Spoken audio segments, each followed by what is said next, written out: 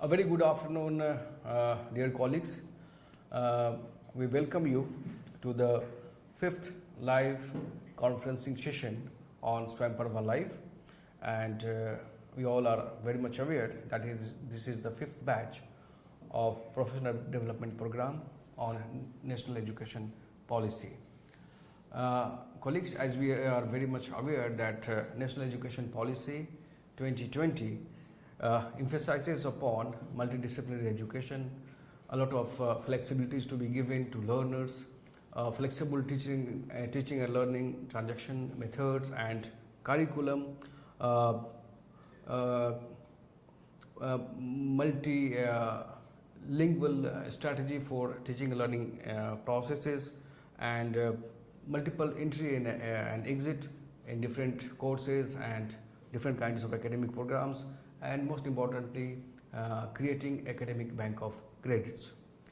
And as I told you that it also talks about multilingualism, and it also advocates transaction of curriculum and adopting teaching learning strategies in different Indian languages and most importantly mother languages. National Education Policy clearly says that wherever possible the medium of instruction until at least till the grade 5, but preferably till grade 8 and beyond, will be the home languages, will be in home languages, mother tongue, local languages, regional languages, and for the both public and private institutions. This is some sort of efforts which National Education Policy tries to make and convey to us that as a teacher we are supposed to impart or the education or transact the curriculum in different Indian languages, and to talk further or discuss this topic, this very important topic in detail, we have today with us Professor Malati Mathur. Let me introduce Professor Malati Mathur to all of you. Professor Malati Mathur is presently Director, School of Foreign Languages, Indira Gandhi National Open University, and before that she has been Director, School of Humanities, and she has also credit of setting of Center of Modern Indian Languages at the Indira Gandhi National Open Universities. Besides, Professor Mathur has been very much involved in different kind of literary activities, translation, and she has been visiting a lot of universities, especially she has been a member of Board of Studies and DRC at the Jamia Millia Islamia. She has been associated as a member of the Board of Studies at IIS University, Jaipur, and she has been also part of Management of Distance Education at Central Sanskrit University, New Delhi.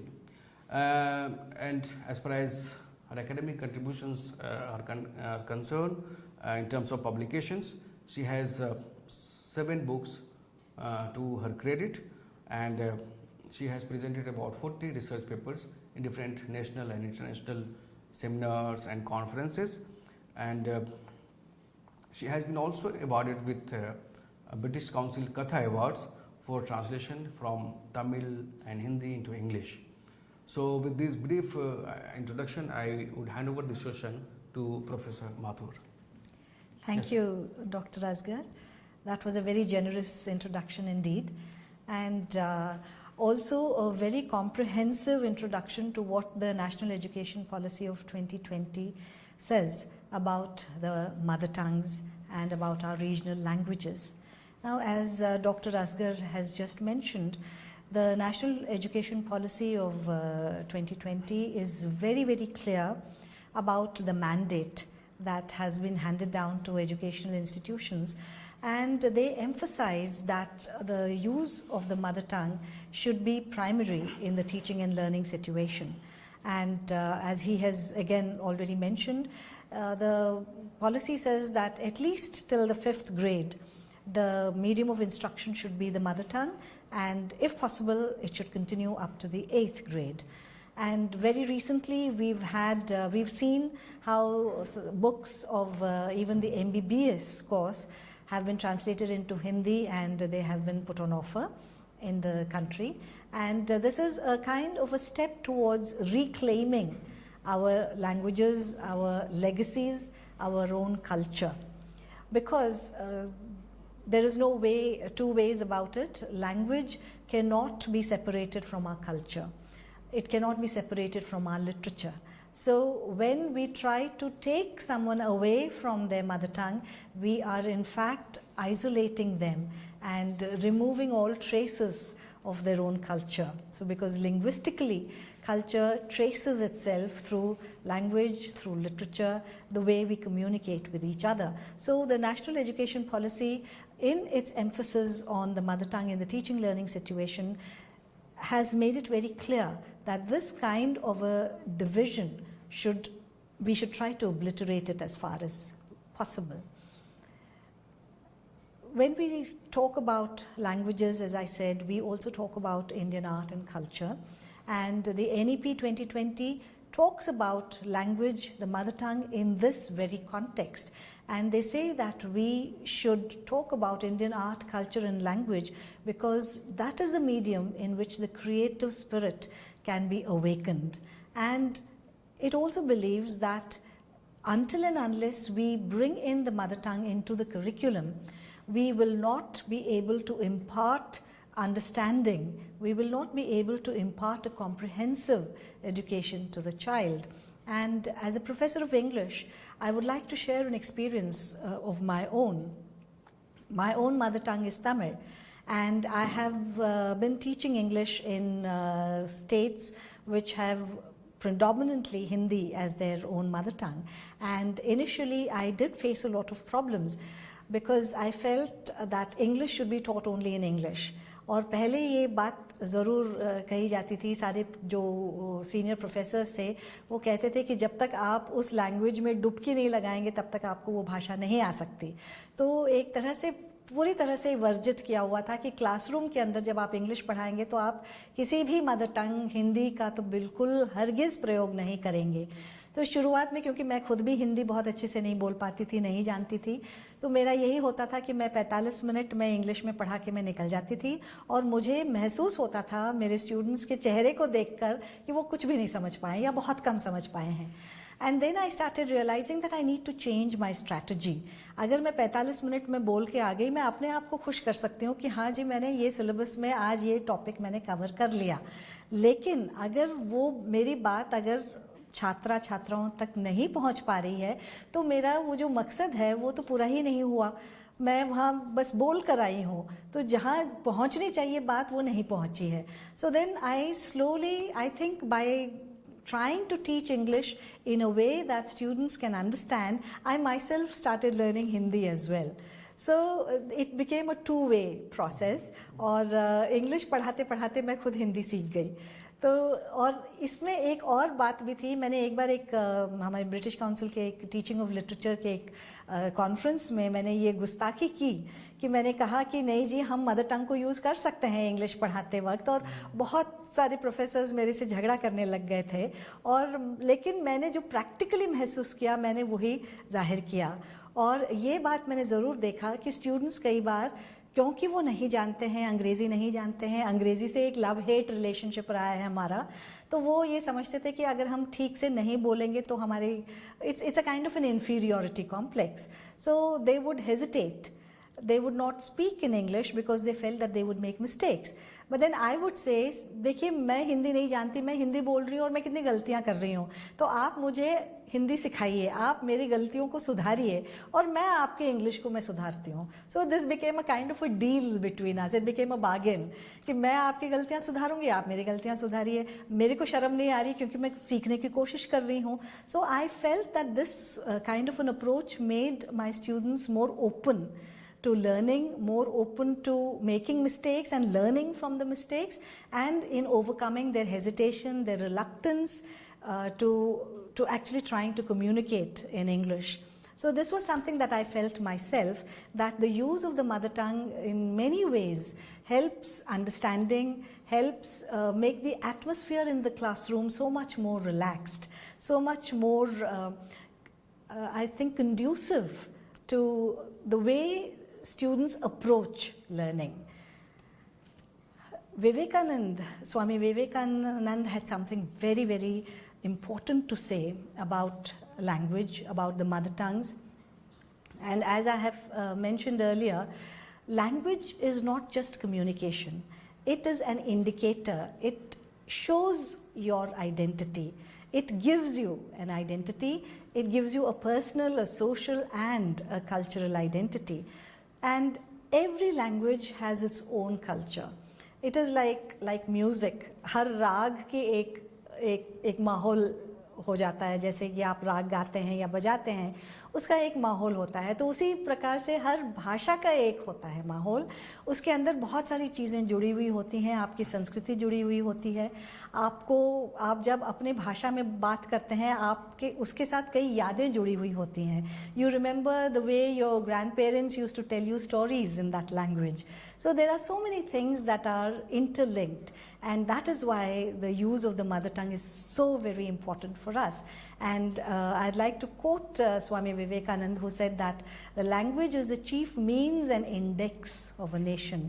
And in India, we are so blessed that we have such a huge array of languages and dialects. और अभी मैं कई बार देखती हूँ, जैसे भोजपुरी जैसे एक भाषा है, जो पुरानी पीढ़ी है वो तो बोलते हैं, लेकिन अब नई पीढ़ी हिंदी की तरफ आती जा रही है. वो उनको लगता है कि हम अगर हमारे जो डायलेक्ट है हम उसमें बात करेंगे तो हमें देखा जाएगा कि ये ज़्यादा पढ़े लिखे नहीं हैं. उसी तरह से जैसे मारवाड़ी है, मैं देखती हूँ राजस्थान में जो बुज़ुर्ग हैं उनके साथ उनके जो पोते पोती हैं वो मारवाड़ी में बात कर लेते हैं, लेकिन आपस में नहीं बात करते. आपस में they speak either in Hindi और in English. So again it is a marker of social mobility. They feel कहीं ऐसा नहीं हो कि लोगों को लगे कि हम गांव से उठकर आ गए हैं, हम लोग जानते नहीं हैं, हम शहरों के नहीं हैं, या हम बहुत ज़्यादा पढ़े लिखे नहीं हैं. सो ये बात जो एक रिलक्टेंस है, this kind of hesitation to use your own dialect, your own language, I think this is something that we really need to overcome. And that is why I welcome this initiative of the NEP-2020, in which they are trying to give the kind of importance to the mother tongue that it deserves. Because as I keep saying, it has to do a lot with our own culture. So why do we need the mother tongue? As I said, if we bring the mother tongue into the curriculum, there is better understanding. And जो एक global market place हम कहते हैं, हम लोग कहते हैं कि आजकल ग्लोबल विलेज हो गया है, स्पेशली ऑनलाइन. अब कोविड के बाद हम लोग ऑनलाइन हम लोग जो मीटिंग्स करते हैं, इतने लोग जुड़ते हैं, पूरी दुनिया के लोग जुड़ते हैं.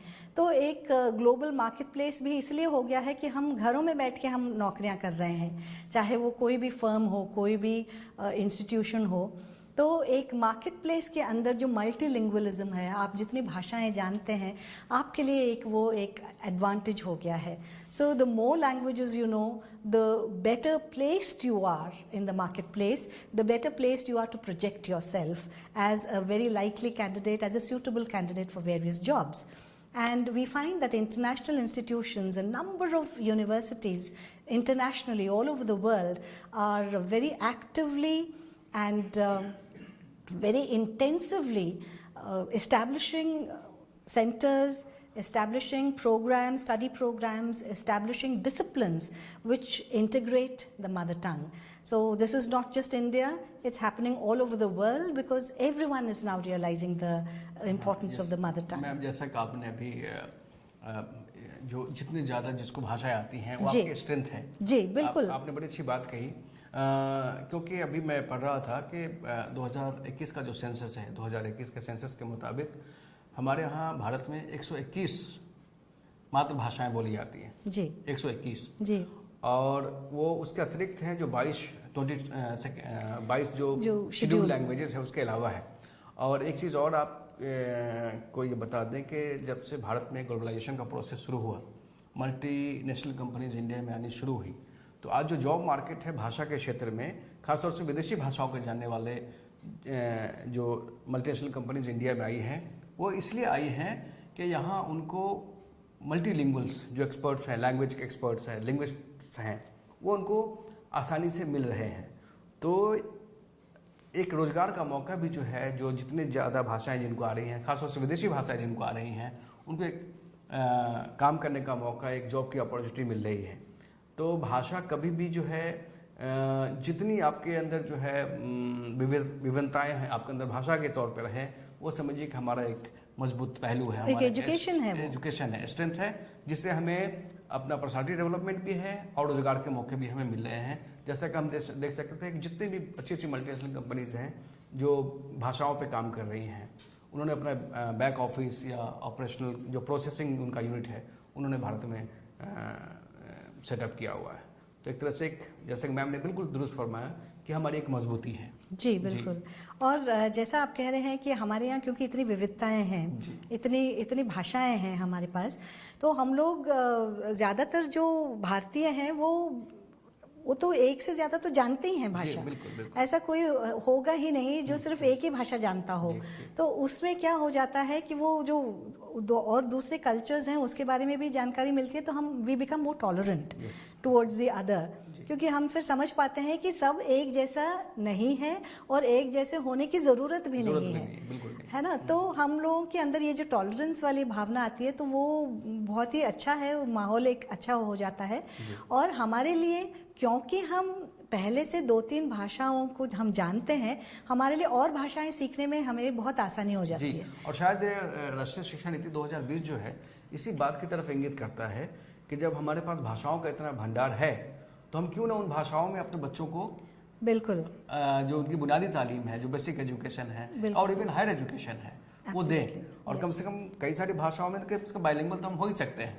बाइलिंगुअल तो हम हैं ही, बिल्कुल है। हम बाइलिंगुअल ट्राइलिंगुअल हैं कई बार, बिल्कुल है ना। और स्पेशली अब जैसे कई लोग इंटर स्टेट मैरिजेस जब हो जाते हैं, जिनके husband speaks one language and the wife speaks another language, so जो बच्चे हैं वो दोनों भाषाएं तो सीखते ही हैं। उसके अलावा अगर वो किसी और स्टेट में है तो वहाँ वाली भाषा भी सीख जाते हैं, इंग्लिश भी सीख जाते हैं। तो कम से कम 4-5 भाषाएं तो बहुत आसानी से बोल लेते हैं वो लोग। और I think in our genetic makeup we are able to grasp and learn new languages more easily because we are exposed to so many languages on a day-to-day basis. So that is something that we should preserve and that is something that we should value कि हमारे पास ये एक धरोहर है। जैसे क्योंकि आप जैसे कह रहे हैं कि इतनी भाषाएं हैं, वो कई तो लुप्त होती जा रही हैं, तो उसको हमें संजो के कैसे हम रखें उसके बारे में भी हमें सोचना पड़ेगा। तो मेरे ख्याल से ये जो शिक्षा नीति है, ये इसकी तरफ एक कदम भी है कि अगर आपके स्कूल्स में आपके भाषा में पढ़ाया जा रहा है तो वो लुप्त नहीं हो सकता फिर। जी, क्योंकि जो कोई भी देश तरक्की कर रहा है, आप इवन डेवलप्ड कंट्रीज को ले लें, चाइना को एक एग्जांपल जी बिल्कुल, ले लें, उसके जितने भी ऑफिशियल कार्य हैं, जितने भी सॉफ्टवेयर डेवलप हो रहे हैं, सब मैंडारिन का प्रयोग करते हैं, है ना। तो हमारी तो कल्चरली और लिंग्विस्टिकली और तो हम बहुत ही, हमारा सोसाइटी बहुत ही प्लुरलिस्टिक है।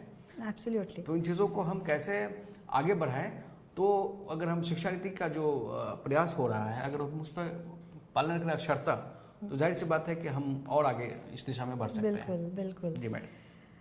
तो अब हम आते हैं इग्नू की तरफ, क्योंकि अब ये शिक्षा नीति के जो संदर्भ में हम जो बात करते हैं, तो हम क्योंकि हम इग्नू में हैं, हम पढ़ा रहे हैं, हमने क्या किया है जो हमारी जो मातृभाषाएं हैं उसको हम आगे ले जाने में, to preserve them, to develop them, to bring them closer to the students, what has IGNOU done?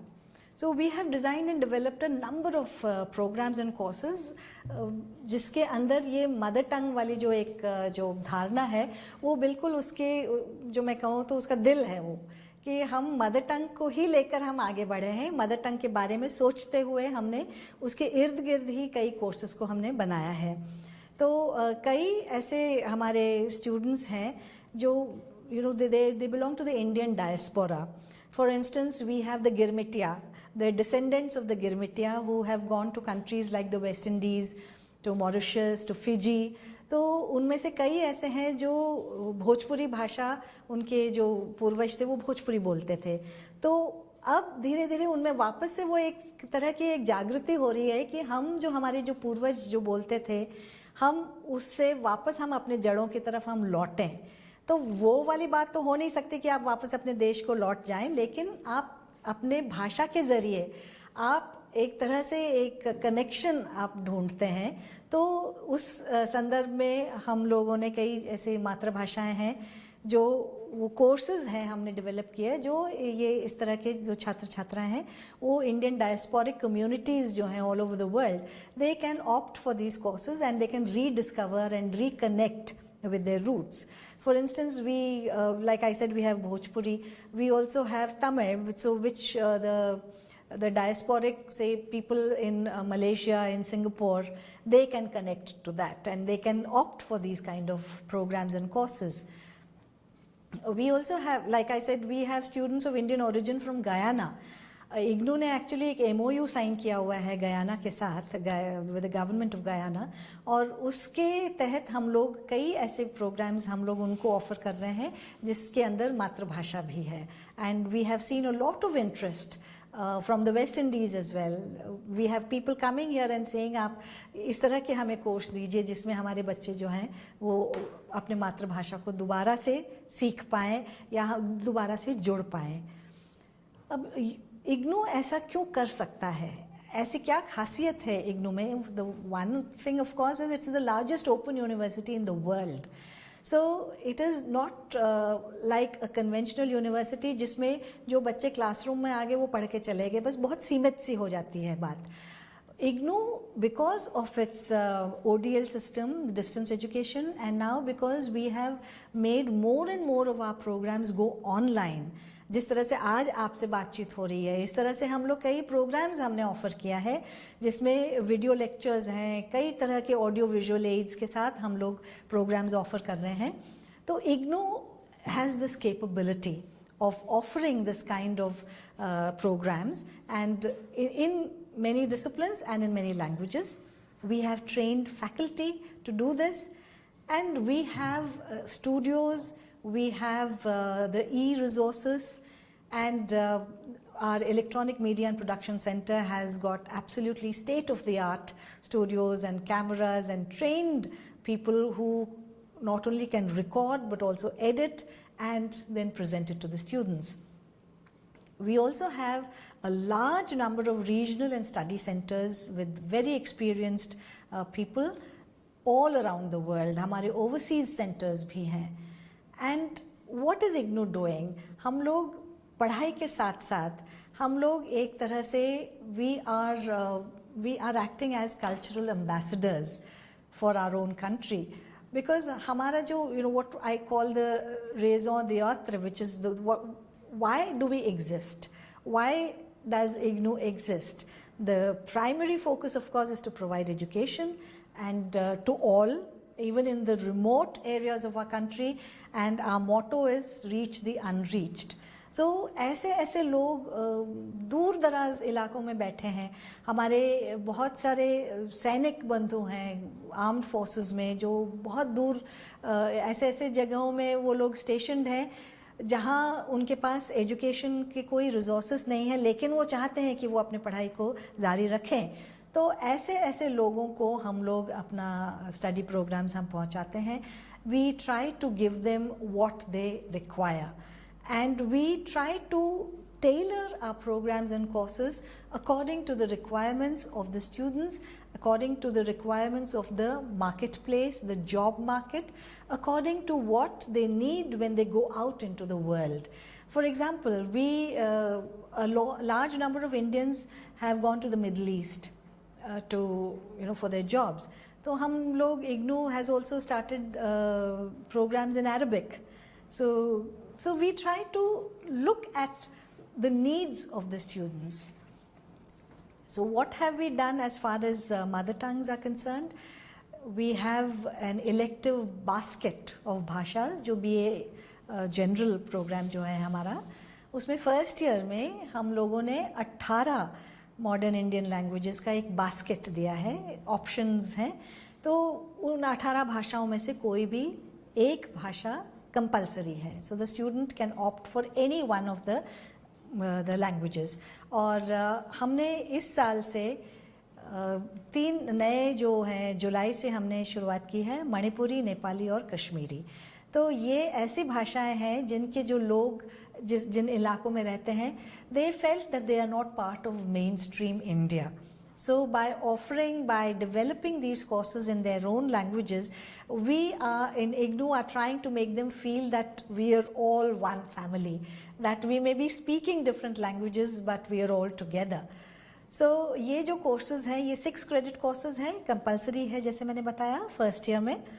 और इसके अंतर्गत हम लोग क्या बताने की कोशिश करते हैं इस 6 credit course के अंदर उस भाषा के बारे में, उसका इतिहास, कैसे शुरुआत हुई उस भाषा की, उसके साथ जो संस्कृति जुड़ी हुई है, उसका विकास कैसे हुआ, उसमें किस तरह के लोग, क्या लेखन चल रहा है, आज क्या ट्रेंड्स हैं, और किस तरह से उसमें जैसे the various genres of writing, poetry, autobiographies, travelogues, letters, novels, plays, so all kinds of things, short stories. So we try to introduce the student to various types of writing, so that in their own language, so that they are able to trace their culture, they are able to trace the origin and development and history of their own language and literature. We also talk about the grammar of that language. We talk about the structure, the vocabulary, and if possible, we also bring in the pronunciation. So today the admissions are still going on. So this figure that I'm giving you is for the January 2022 cycle. There were 7,202 students who enrolled in the various language courses in July 2021, and in January 2022 there were 2,647. And for the December 2021 term end exams, just in modern Indian languages, there were 2,081 students who sat for the exam. Now, what are the modern Indian language courses that are on offer?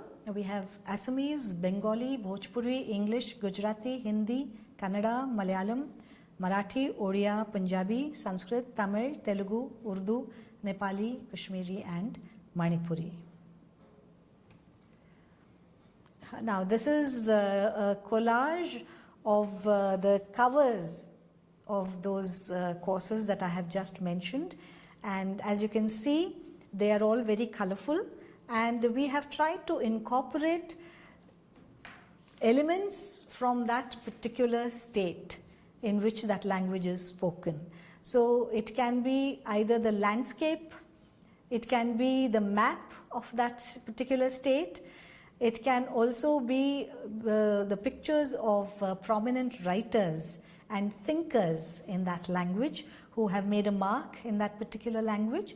So we have tried to bring it all together for the student, something to read about and something to feel proud about, that this is what my language has achieved. Ma'am, मैं इस slide की तरफ जी आपका ध्यान आकर्षित करूंगा। जी, ये बहुत ही अच्छा उदाहरण है, जैसे कि आज हम जिस टॉपिक की बात कर रहे हैं, मातृभाषाओं में शिक्षण और शिक्षा, पढ़ना पढ़ाना कैसे मातृभाषाओं में हम कर सकते हैं। तो एक चीज़ हम जब नेशनल एजुकेशन पॉलिसी जब हम पढ़ेंगे, हम उसका चैप्टर्स में जाएंगे, तो जहाँ पे मातृभाषा की बात हुई और उसका जो हेडिंग है, चैप्टर का हेडिंग है promotion of Indian language, arts and culture जी। तो ये कवर पेजेस अपने आप में एक उदाहरण प्रस्तुत करते हैं, एक रिफ्लेक्शन है आर्ट का भी, कल्चर का भी और लैंग्वेज का भी जी। तो एक अच्छा ही, बहुत ही एक समावेशी एक अप्रोच ध्यान में रखते हुए ही ये तमाम कवर्स पेज लगता है तैयार किए गए हैं जी। क्या आप सहमत हैं इस बात से? जी बिल्कुल, बिल्कुल दर्शाते हैं हमारे कल्चर को, हमारे आर्ट्स को, लैंग्वेज को। मैं ये भी बता दूं कि ये जो कवर पेजेस हैं, ये हमारे यहाँ जो MPDD में तमोल जी हैं, उनके साथ मिलके मैंने इनको डिज़ाइन किया, और हम लोग इस बार बार इसको देखते थे, और मैं कहती थी कि ऐसे, और फिर हम लोग गूगल पे जाके और जो कॉपीराइट फ्री जो पिक्चर्स हैं किसी स्टेट के, हम उनको निकालते थे कि कैसे, और फिर कलर्स भी उनका सही होना चाहिए, ऐसे नहीं है बहुत क्लैश ऑफ कलर्स हों। और मैं ये कहती थी कि भाई कवर देख के कोई भी ये देख ले कि हाँ इस लैंग्वेज के ये एलिमेंट्स हमें मिलेंगे इसमें। अब जैसे एक का ही उदाहरण ले लो, जैसे कश्मीर का उदाहरण ले लो, उसमें मैप भी आ गया है, और उसमें जैसे जो हाउस बोट्स होते हैं वो आ गया, संतूर है एक म्यूजिकल इंस्ट्रूमेंट वो आ गया है, और चाय के लिए भी जाना जाता है वहाँ एक जिस तरह से एक सामोवार होता है जिसमें चाय परोसी जाती है वो आ गया, और एक महिला आ गई जो उस वेशभूषा में है। तो एक तरह का आपने जैसे कहा समावेश हो गया है उसमें। और असमीज में भी देखिए वो चाय की पत्ती है, और जो वो एक नीचे बॉर्डर है जो असमीज वीविंग है, और वो असमीज एक जो केन का जो काम का है वो, तो इस तरह के तमोल, और मैंने बहुत इसमें बहुत बारीकी से हमने इसको स्टडी करके और हमने कहा कि ये चीज़ें उसमें आना ज़रूरी है। जी, तो भारतीय ज्ञान परंपरा, भारतीयता, भारतीय संस्कृति, कल्चर, इतिहास, जी, ये तो अच्छा, बहुत अच्छा प्रयास है कि हम अपनी भाषाओं के जब लर्निंग मटेरियल्स तैयार करें, जी, किसी भी भाषा का हो। MIL में 18 मैडम कह रही कि इग्नू में जो centre for modern Indian languages है जी, उसमें 18 भाषाओं का एक बास्केट तैयार किया गया है। तो आप अपने इदारों में, अपने संस्थानों में इस तरह के प्रयास आप कर सकते हैं कि जो वहाँ की जो लोकल भाषाएं हैं उसका एक बास्केट आप तैयार करके अपने छात्रों को परोस सकते हैं। आप इसमें से कोई भी भाषा चूज करें, आपकी अपनी भाषा है। हाँ, ये जरूर, हाँ, ये बिल्कुल दुरुस्त है। जैसे मैडम बार बार मैथिली भाषा का या भोजपुरी भाषा का जिक्र कर रही हैं, तो मैं एक बिहार का एक उदाहरण आपके साथ प्रस्तुत करूं कि बिहार में ही एक छोटे से राज्य में कितने तरह की भाषाएं बोली जाती हैं। भोजपुरी है, मैथिली है, मगही है, अवधी है ना,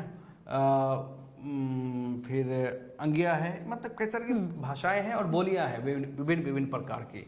तो अगर और दरभंगा में कोई और भाषा बोलते हैं, मुजफ्फरपुर में कोई और बोलते हैं, आप गंगा पार उस साइड पश्चिम की तरफ चले जाए, पटना की तरफ, वहाँ की और भाषाएं बोली जाती हैं। तो एक छोटे से राज्य में इस तरह की विभिन्नताएं हैं। तो एक भारत की परिकल्पना कीजिए कि हमारी कितनी विभिन्नताएं होंगी। तो अपने अपने क्षेत्र के मुताबिक अगर हम इस तरह के बास्केट तैयार करें, जैसा कि मैडम ने अभी उदाहरण दिया कि MIL का, इग्नू का जो सेंटर है उसमें 18 भाषाओं का बास्केट तैयार हुआ है, तो आप भी अपनी शिक्षण संस्थाओं में वहाँ की जो लोकल भाषाएं हैं उसका बास्केट तैयार करें और छात्रों को परोसें। बिल्कुल छात्र इसको पसंद करेंगे। और नेशनल एजुकेशन पॉलिसी का जो एक विज़न है, एक सोचने का एक नज़रिया है, उस नज़रिए को भी आप फुलफिल करते हुए दिखाई देंगे अगर ये प्रयास करेंगे तो। जी जी। सो अभी centre for modern Indian languages की बात हो रही थी, तो ये हमने मानवी की विद्यापीठ में इसको हमने बसाया इसको, मैं कहूँ तो, और इसके अंतर्गत हमने कई वेबिनार्स किए हैं। हमारा यही मकसद था कि अलग अलग मातृभाषाओं में जो लिख रहे हैं उसके बारे में बातचीत की जाए, ट्रांसलेशन के बारे में बातचीत की जाए, इवन सिनेमा के बारे में। जैसे एक सज्जन आए थे, उन्होंने सत्यजीत राय की जो फिल्में हैं, बंगाली फिल्म, उसमें सामाजिकता के बारे में उन्होंने जिक्र किया। तो इस तरह के किसी भी तरह का जो any art form, whether it is writing, painting, dance, music और cinema, we try to bring that to our learners. So एक वेबिनार में हमने 2 लोगों को बुलाया था, एक जो प्ले राइट हैं वो जो नाट्य मंचन करते हैं, और एक जो डांसर हैं। और हमने कहा कि जो भरत मुनि के जो नाट्यशास्त्र है उसका आप बताइए कि मंचन में हम लोग थियोरी में ज़रूर पढ़ते हैं, बच्चे क्लास में बैठ के भरत मुनि के नाट्यशास्त्र के बारे में थियोरी में पढ़ते हैं, लेकिन जो क्रियान्वित होता है, what is the practical use and implementation of Bharat Muni's Natyashastra on the stage, in dance and in drama, that is something that we really do not talk about. So we got these 2 people who talked about this. So various things like this. And then also I invited 2 or 3 people to talk about how Krishna is portrayed in various languages. So Tamil poetry में कैसे और हिंदी में कैसे, इस तरह की हमने बातचीत की। तो एक तरह से हमारे जो स्टूडेंट्स हैं उनको कई जो एक एक्सपोजर मिलता है to for various languages. I think we try to do this. Cinema की बात की जी, तो एक भाषा को सिखाने के लिए जी, एक जो नाट्य शास्त्र, ड्रामा या फिल्म है, एक बहुत ही बेहतरीन माध्यम है। एब्सोल्युटली। तो हमारे शिक्षक बंधुगण ये भी कर सकते हैं, जो स्कूल के शिक्षक हैं विशेष तौर से, या इवन हायर एजुकेशन सेक्टर में हैं जो लोग पढ़ा रहे हैं, और उनको भाषा की तरफ बच्चों को आकर्षित करना है जी। तो आपने सत्यजीत रे की का जिक्र किया, उन्होंने बंगालीज में कितनी क्लासिकल अच्छी मूवीज बनी है। तो सिर्फ बंगाली ही नहीं बल्कि भारत की जो अन्य भाषाएं हैं, तमिल है, तेलुगु है, मलयालम है, कन्नड़ है, जो पुरानी फिल्में बनी हुई हैं उस प्योर भाषा में, जो वहाँ की बिल्कुल मातृभाषा है, वहाँ की लोकल लैंग्वेज है, तो उस तरह की फिल्मों का आप चुनाव करें और उन फिल्मों का एक शेड्यूल तैयार करें कि आज मराठी लैंग्वेज की मूवी दिखाई जाएगी, आज जो है तमिल की भाषा की मूवी दिखाई जाएगी, कल भोजपुरी में दिखाई जाएगी, क्योंकि भोजपुरी में फिल्म बन रही बहुत सारी, कन्नड़ मूवी बने दिखाई जाएंगी।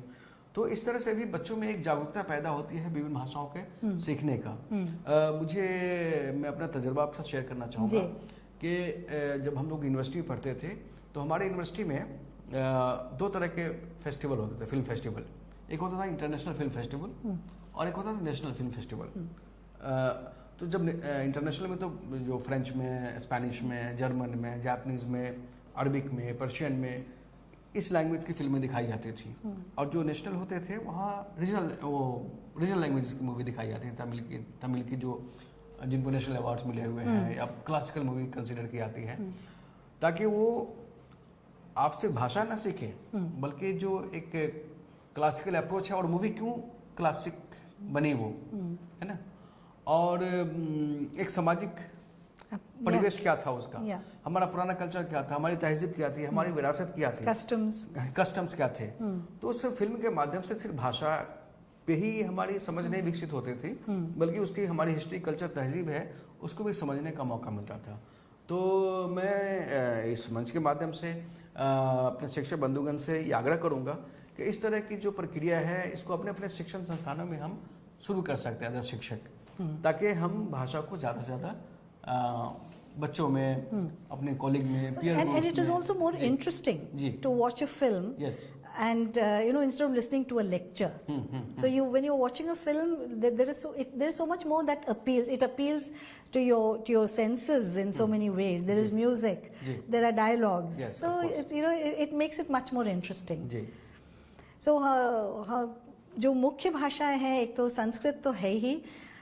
It was offered at bachelor's, master's and PhD levels. We also have certificate and diploma programs. We are also launching it online. And बहुत सारे programs हैं. सरल संस्कृत बोध है, communicative संस्कृत है जो trilingual है, English, Hindi and Sanskrit.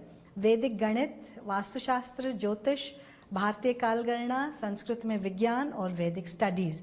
So all this जो हमारे जो NEP 2020 है, it also talks about our Indian knowledge system, our ancient knowledge system.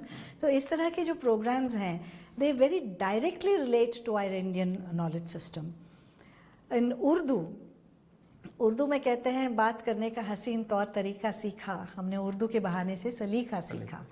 So it is a completely Indian language. यही पैदाइश है उसकी उर्दू की.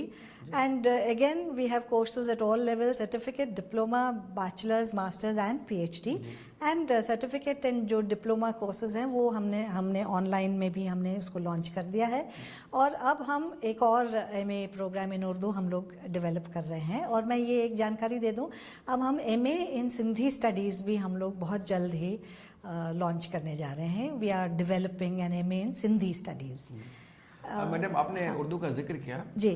तो उर्दू एक ऐसी जुबान है जी जो एक हमारी एक विरासत है, साझी विरासत की निशानदेही है ना.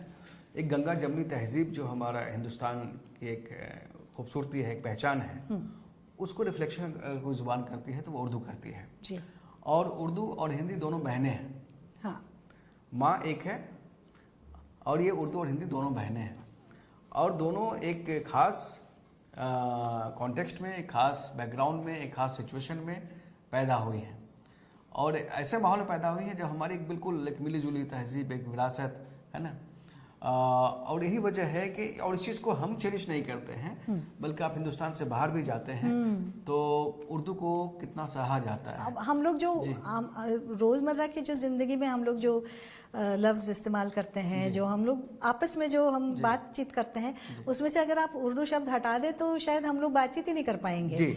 तो ये हमारे इसके अंदर इतना घुल मिल गया है कि हम सोच ही नहीं सकते कि हम क्या बोल रहे हैं। हम हमारे वो it just comes automatically to us. और आप मगरबी ममालिक में, वेस्टर्न कंट्रीज में आप जाएंगे जी, तो आप बहुत सारे ऐसे लोग उर्दू के जानकार मिलेंगे जी, आपको, जी, बिल्कुल, जो हमसे अच्छा तलफ़ुज़ कभी कभी उनकी होती है उर्दू में, जी, है ना। और वो उस चीज़ को बहुत फख्र से हमारे साथ आते हैं। तो अगर हम लोग इनिशिएट करते हैं इंग्लिश में बात करना तो कहते हैं नो नो नो नो, आप बराए मेहरबानी मुझसे उर्दू में बात करिए। मुझे भी थोड़ी बहुत उर्दू आती है। हमारे एमए उर्दू का जो हमने लॉन्च किया था प्रोग्राम, उसमें हमारे one of the people who launched it was not from India and she spoke such wonderful Urdu that हमें शर्म आ रही थी कि ये इतना अच्छा बोल रहे हैं, हम नहीं बोल पा रहे हैं उसको।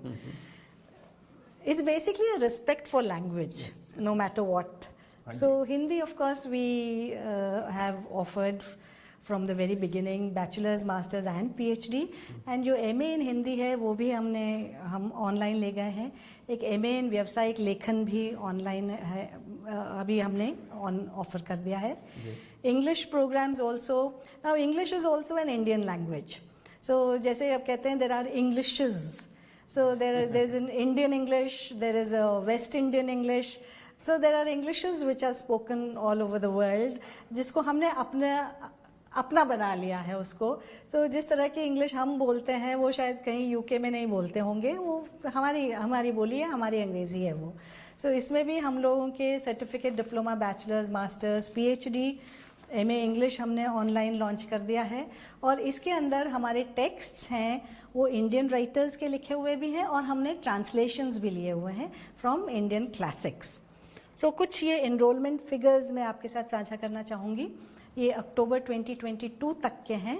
तो मलयालम भी ऑनलाइन है, ये 1521 students, and Malayalam ODL 1177, Marathi 187, Odia 441, Punjabi 1011, Tamil 81, Telugu 143, Hindi 43,865, Sanskrit 638, Assamese 256, Bengali 850, Bhojpuri 61, Urdu 2689, Gujarati 151, Kannada 302, Kashmiri 66, Nepali 53 and Manipuri 18. Now let me remind you that Kashmiri, Nepali and Manipuri have been on offer only from July 2022 and we hope, I'm sure that by now the numbers have also gone up. अच्छा ma'am, एक इसी slide से relevant एक question आ रहा है जी कि what is the role of open universities towards promoting diversities in language. Ma'am जो ही प्रेजेंट कर रही हैं, this is itself an example of how as open university IGNOU is promoting different regional languages. Ma'am you please. नहीं, जैसे बहुत शुरू में जब मैं इग्नू के बारे में जब मैं बात कर रही थी, मैंने कहा था we are in a unique position, है ना, because we are offering our programmes to the unreached, we are offering it to remote corners of our own country. जो बच्चे किसी कॉलेज में नहीं जा सकते, लाइब्रेरी का एक्सेस नहीं है, वो इग्नू के जो स्टडी मटेरियल्स हैं उसके ज़रिए वो लोग अपने भाषा में ज्ञान प्राप्त कर सकते हैं।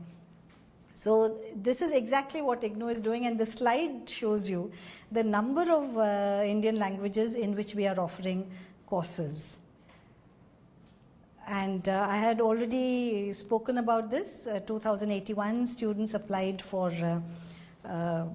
the term and exams in the regional languages. And we also have live sessions on channel 17, 18, 19 and 20 on Swayam Prabha. And इसमें हम सिर्फ भाषा की बात नहीं कर रहे हैं, हम अलग अलग डिसिप्लिन्स में मातृभाषाओं में हम लोग लेक्चर्स दे रहे हैं, जैसे कि सोशल साइंसेस, ह्यूमैनिटीज़ में तो है ही, basic and applied sciences, teacher education वगैरह में भी हम लोग अलग अलग भाषाओं में हम लेक्चर्स प्रदान कर रहे हैं।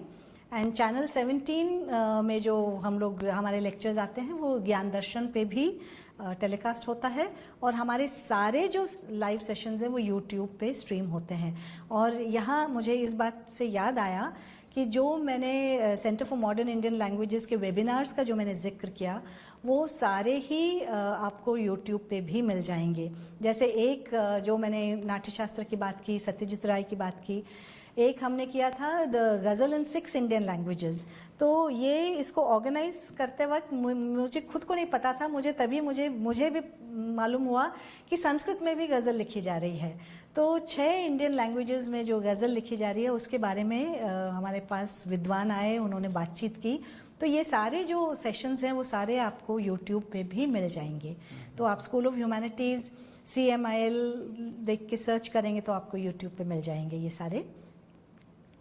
और ये जो एक भारत श्रेष्ठ भारत का जो एक स्कीम है हमारे the government of India has started this where they have paired different states। तो ये जो मैप है इसमें जो अलग अलग रंग हैं, तो आप देखिए कि 2 सिमिलर जो कलर्स जो हैं उन स्टेट्स को पेयर किया है ताकि इस स्टेट और उस स्टेट के जो बच्चे हैं वो आपस में एक दूसरे की जानकारी ले सकें, एक दूसरे की भाषा के बारे में, संस्कृति के बारे में। So what is the intention behind Ek Bharat Shresth Bharat? It is you bring the country together. Harmony and the integrity of the country is prime, and we are trying to bring all Indians together through introducing them to the language, culture and literature of another state and another language. So even under this scheme, IGNOU has organized a number of programs. We are also planning many more.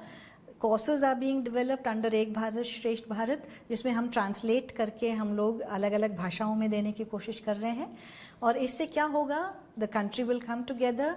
And बहुत सारे ऐसे इस अमृत महोत्सव में हम लोगों ने lectures हम university ने ऑर्गेनाइज किए, जिसके अंदर हम लोगों ने जिन लोगों को बुलाया, जिन विद्वानों से बातचीत हुई, वो हमारे ही देश के विभिन्न प्रांतों से, विभिन्न भाषाओं के लोग थे। उन्होंने आके अपने अपने प्रांतों के बारे में, especially with regard to the freedom struggle, so there are so many heroes and heroines of the freedom struggle who are forgotten. So they came and they spoke to us about that. So that also is in many ways bringing India together. Now, what are we trying to do further? What is the roadmap that we have? So we are trying to go more and more online ताकि लोग बाग अपने mobile phone पे कहीं भी बैठ के वो उसको एक्सेस कर सकें। We are also trying to bring more learners from all over the world into our circle of education. स्वयं कोर्सेज हम लोग चाह रहे हैं कि हमारे मातृभाषाओं में हम लोग ज़्यादा से ज़्यादा हम लोग बढ़ाएं, ज़्यादा से ज़्यादा ऑफर करें। And every week we think we should conduct 3 or 4 hours of lecture series on Indian languages. We would also like to develop short modules, जैसे छोटे छोटे capsules होते हैं on all the 22 languages जो हमारे schedule में है, just for the basic training. And also webinars, seminars, workshops, translations, ये करके organize करके हम लोग चाहते हैं कि हम ज़्यादा से ज़्यादा build and create awareness about other languages and cultures. And हमारे जितने भी MIL courses हैं वो सारे के सारे हम चाह रहे हैं कि हम online उसको बना दें, कोर्स बना दें। एंड जो IGNOU LMS है, जो हमारा जो पोर्टल है, ऑनलाइन पोर्टल, उसमें हम कोर्स बेस्ड रजिस्ट्रेशन करें, ताकि अगर मान लीजिए कोई केवल कन्नड़ा के कोर्स में अगर वो सिर्फ वही करना चाह रहा है तो हम उसको ये एक तरह का एक मौका हम प्रदान कर सकें। So this is what IGNOU has been doing, what it plans to do, and we would be very glad to take any questions or take any comments. Thank you very much, ma'am, for a very extensive and very interactive presentation. Here we will have, 1 or 2 minute, 1 minute break, and then we shall take up the questions which Yes. have come from the participants. Right.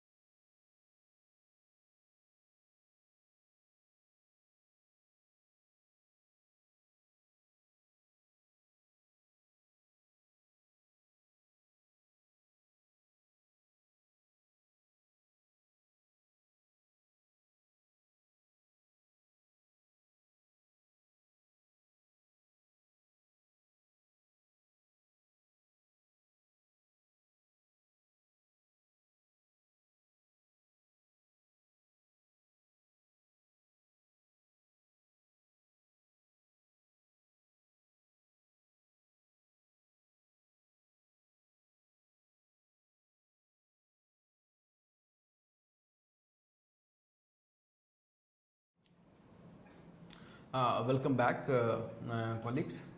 Now it is time to take your questions, whatever you have posted in the chats. Our platform is still open. If you have any kind of queries, questions for us, आप हमें भेज सकते हैं. Professor Mathur is with us to answer those queries.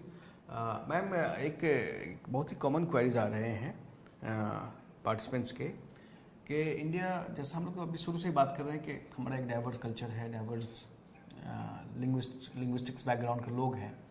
तो एक classroom situation में जहाँ पे 40 बच्चों का एक क्लास है, उसमें भी खासतौर से दिल्ली में जी बिहार से भी बच्चे हैं, तमिलनाडु से भी हैं, आंध्र से भी हैं. तो यहाँ पे जो एक भारतीय भाषा का जो कॉन्सेप्ट होगा जी, तो वहाँ पे जो चैलेंजेस आ रहे हैं कि किस भाषा को हम बच्चों को कहें कि आप एडॉप्ट करिए, क्योंकि एक साथ तो टीचर तो एक ही भाषा या दो भाषा पढ़ाने वाले हो सकते हैं. तो इस तरह की सिचुएशन कैसे हम निपट सकते हैं? देखिए, एक तो है, एक मीडियम ऑफ इंस्ट्रक्शन तो होता ही है, चाहे आप हिंदी में पढ़ाएं, इंग्लिश में पढ़ाएं या मदर टंग में पढ़ाएं, जो भी होता है उस वहाँ का जो एरिया है.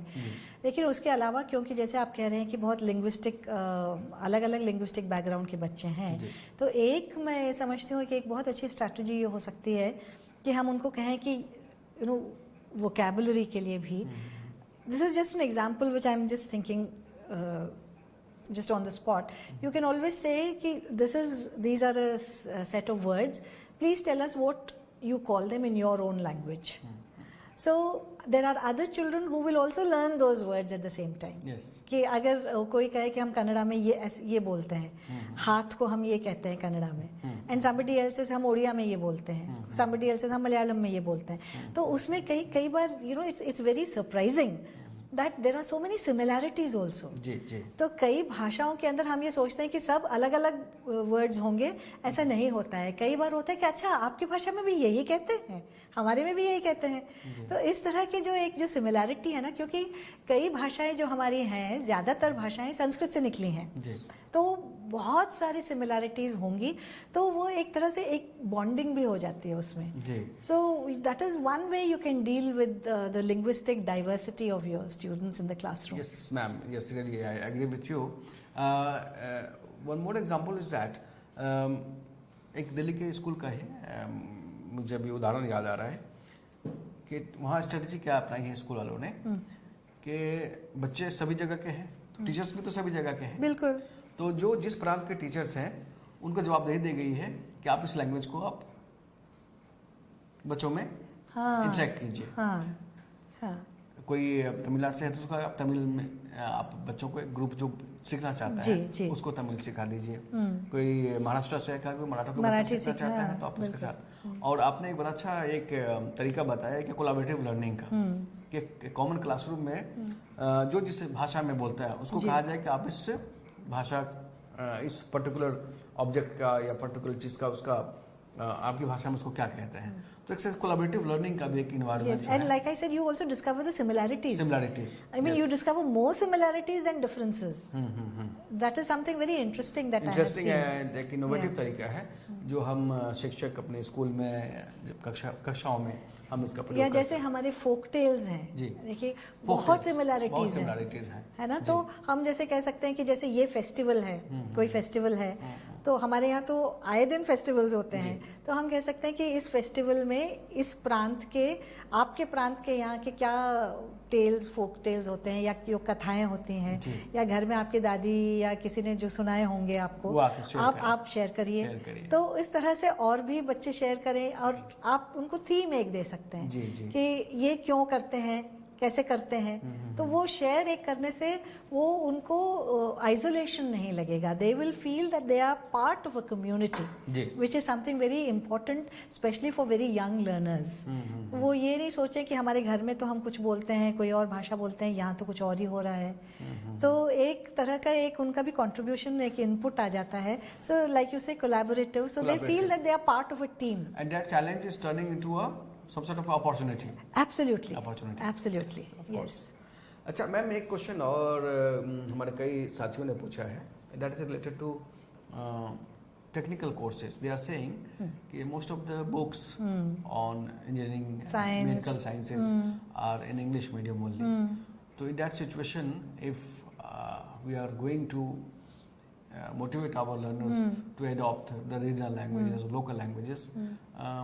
Which kind of challenges are there? No, of course, in terms there of is, resources, lack of resources in that particular No, language. we are trying to overcome that. जैसे अभी हमारे स्कूल ऑफ जर्नलिज्म ने बहुत ही बढ़िया किया है, कुछ उन्होंने कोर्सेज अपने तमिल और हिंदी में ट्रांसलेट किया है, और अब हमारे पास we have this very powerful tool, machine translation.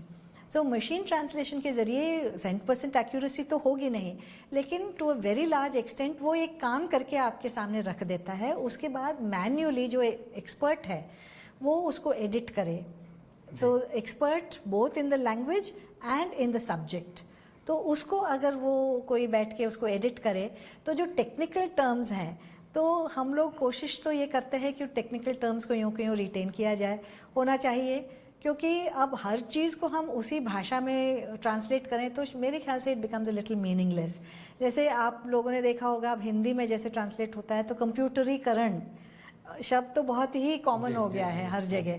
तो इस तरह के जो कुछ शब्द हैं उसको हम लोग we can retain that, only the it can be written in that script, but it can be understood because उसका जो context है वो उसी भाषा में होता है, तो it wouldn't be very difficult to understand that particular term. So challenge तो एक है ही, especially for scientific terms, technical terms. It is a challenge, but then I think these are the challenges which make life exciting and which make education exciting. And that is one more thing also related to as a challenge, dearth of teachers in that particular trained teachers, yes, to teach in a particular language. Ji. So which kind of strategies we can, as an education institution, we can adopt and we can expect from the government to do? Well, for one, I think in all the B.Ed, especially the B.Ed courses, I think we could always introduce this component of the mother tongue. And I think like we have given them a choice of 18 modern Indian languages, I think other institutions can follow this and say that this is a compulsory course. आपको तो एक भाषा तो आपको पढ़ना ही पढ़ना है, लेकिन आपके पास फिर भी मतलब एक कंपल्शन भी है, लेकिन फ्लेक्सिबिलिटी बहुत ज़बरदस्त है कि आपके पास 18 हैं इस बास्केट के अंदर, 18 में से एक चुनिए, एक तो आपको चुनना ही पड़ेगा. So that is something that is hugely, I think, empowering in many ways. कि अगर मैं समझूं कि भाई मैं अपनी भाषा से दूर हो गई हूँ और मुझे पढ़ना चाहिए, और मुझे उसमें I can also get an added advantage, you see, उसमें मार्क्स भी तो काउंट करते हैं. तो अगर मेरी ही भाषा है और उसमें मैं मेरी ही भाषा के लिटरेचर को मैं पढ़ के और मैं अच्छे मार्क्स में ला सकती हूँ, I think that is something that is very beneficial to the students. और इसके अलावा जैसे मैम ने कहा कि अगर हम एक सब्जेक्ट कोई और सीख सकते हैं तो भाषा क्यों नहीं, है ना. भाषा खासतौर से अगर हम भारतीय हैं और इस इलाके में रह रहे हैं, हमारे लिए उस भाषा को सीखना आसान हो जाता है इन कंपैरिजन टू जो लोग बाहर रह रहे हैं. तो हम देख रहे हैं कि भारतीय भाषाओं की तरफ विदेशों में काफ़ी इसकी लोकप्रियता बढ़ रही है. लोग पैसे देख कर, कभी कोविड के टाइम में आप सभी ने देखा होगा कि लोग पैसे दे करके ऑनलाइन लैंग्वेज सीख रहे थे, और हमारे भारतीय शिक्षकगण ही उसको गाइड कर रहे थे, पढ़ा रहे थे विदेशियों को. तो हम भारत के लोग, हमारे पास रिसोर्सेज ठीक है, टेक्निकल कोर्सेज जो हैं या मेडिकल साइंसेज में अभी कुछ समय लगेगा, क्योंकि काम अभी शुरू हुआ है. नेशनल एजुकेशन पॉलिसी ने अभी 2020 वाला जो पॉलिसी, इसने काफ़ी इस पर जोर डाली है, तो काम इस पर भी चल रहा है, तो कुछ समय लगेगा. लेकिन ये ज़रूर है कि डिमांड्स की कमी नहीं है. इसका मतलब ये है कि लोग जानना चाहते हैं, और हम अगर किसी भाषा को जानते हैं और कोई नई भाषा सीखना चाहते हैं तो हमारे लिए एक तरह से एक अपॉर्चुनिटी है, हमारे लिए एक मौका है. तो वी आर जो हमारा समय था, हाँ, वो अभी समाप्त हो चुका है ऑलमोस्ट. तो ये सेशन समाप्त करने से पहले एक घोषणा है, मैं आप सबों को वो बता दूं. आप सभी को पता है कि लाइव सेशन के बाद जो स्वयं प्रभा चैनल है, इस पर रिकॉर्डेड वीडियोस भी दिखाए जाते हैं. वो तमाम videos are related to national education policy PDP, जो प्रोफेशनल डेवलपमेंट प्रोग्राम हमारा ये चल रहा है, उससे संबंधित रिकॉर्डेड वीडियोस दिखाए जाते हैं।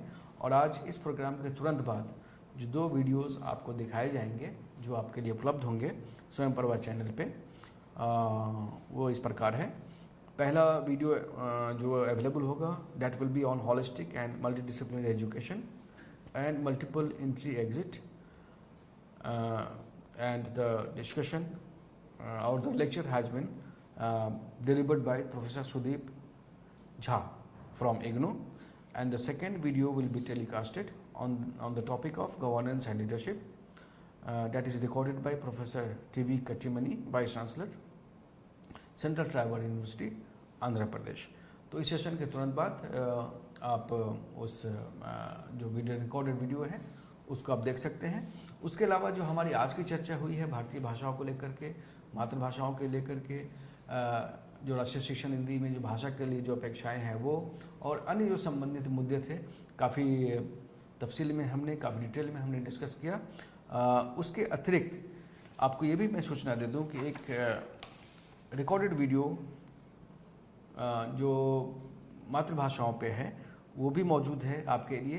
आप चाहें तो उस वीडियो को भी देख सकते हैं। उस वीडियो का टाइटल है, मैं आपको बता दूं, education through regional languages / mother tongue. That video is recorded by professor Satyakam, pro vice chancellor IGNOU। आप इस वीडियो को देख सकते हैं और अपनी समझ जो भारतीय भाषाओं को लेकर के है, खासतौर से विशेष तौर से राष्ट्रीय शिक्षा नीति के संदर्भ में, वो आपको काफ़ी मदद देगा। आज हमने डिस्कस की, उसके अलावा और सारे मुद्दे, बहुत सारे मुद्दे उसमें चीज़ें डिस्कस की गई हैं। आप उस वीडियो को भी देख सकते हैं और उसका अध्ययन कर सकते हैं।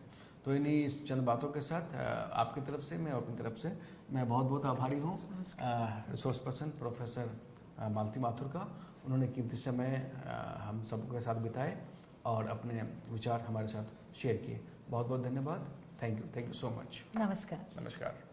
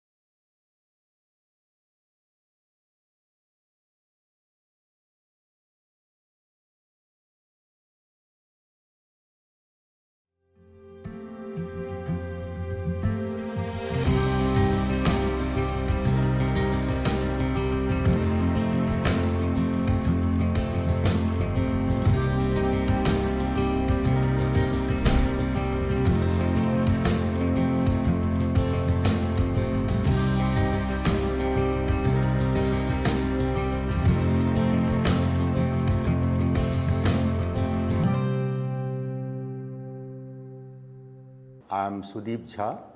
I'm here in the physics faculty of School of Sciences of Indira Gandhi National Open University. I'm in this system since last 30 plus years, and as you may be aware, IGNOU is a pioneer national open university in the field of open and distance learning. Now, why multidisciplinary higher education is needed? Now, the most important reason for making our undergraduate programs multidisciplinary is that job markets now don't require people who are specialized in a single area of study or discipline. They want people to have a multiple skills simultaneously when they come out as a graduate. Secondly, this straitjacketing and narrowing down our undergraduate programs quite early into arts, science and commerce, they say that let us break this barrier and give the option to students to pick up courses as per their interest from a basket of courses which will consist of courses from arts, humanities, social sciences and commerce. So that liberty can be given, and this multidisciplinarity actually, as Professor Pandey said, that now the emerging knowledge is being created at the interface of two or more disciplines. Pure disciplines research is of course there, but the societal demand is such that two or more disciplines have to work together to solve the emerging problems of the society. And the outcome of such interaction, interdisciplinary and multidisciplinary higher education, in the past is the evolving disciplines like women studies, gender and development, energy studies. For example, being a person from science background, I can say that energy studies is evolving into a new area where people from background of mathematics, chemistry, physics, engineering, they all come together, sit together and identify a problem, and they all come with their own skill sets and knowledge base. So that kind of an interaction has given rise to new disciplines like energy studies, public policy, Asian studies, Canadian studies, etc.